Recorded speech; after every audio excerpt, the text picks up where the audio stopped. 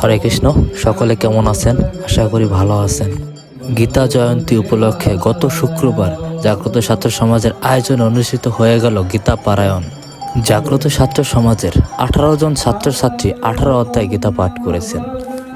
আপনারা সকলেই জানেন, ডিসেম্বর মাস গীতা জয়ন্তীর মাস। এই মাসে ভগবান শ্রীকৃষ্ণ অর্জুনকে কুরুক্ষেত্রের রণাঙ্গনে গীতার জ্ঞান দান করেছিলেন। ভগবান শ্রীকৃষ্ণের এই জ্ঞান থেকে শ্রীমদ্ ভগবত গীতার সৃষ্টি হয়েছে।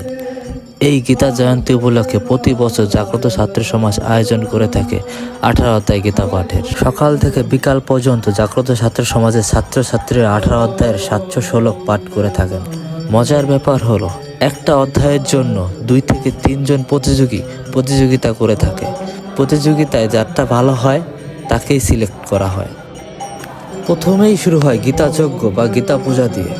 আমাদের জাগ্রত ছাত্র সমাজের একজন ছাত্র গীতা পূজা করছেন।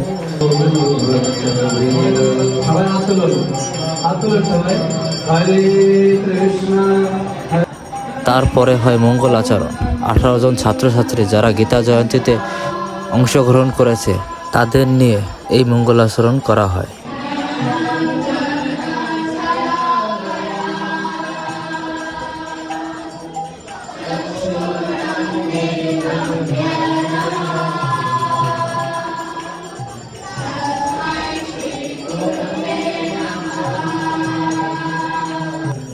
এরপরে একে একে 18 অধ্যায় গীতা পাঠ।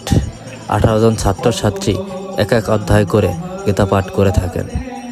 এখানে যার শ্লোক উচ্চারণ বা বচন ভঙ্গি ভালো হয়ে থাকে তাকে পুরস্কার প্রদান করা হয়ে থাকে।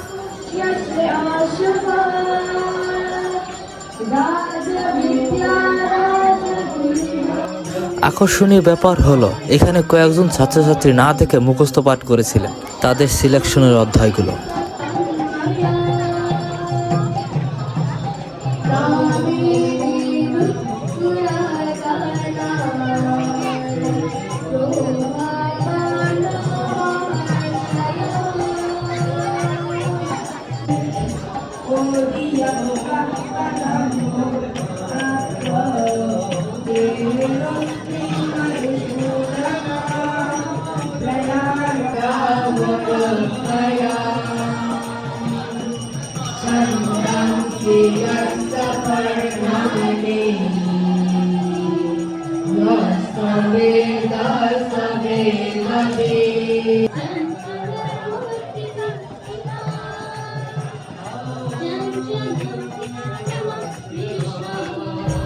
আজ এ পর্যন্তই। দেখা হচ্ছে নতুন কোনো ভিডিওতে। সকলেই ভালো থাকবেন, সুস্থ থাকবেন।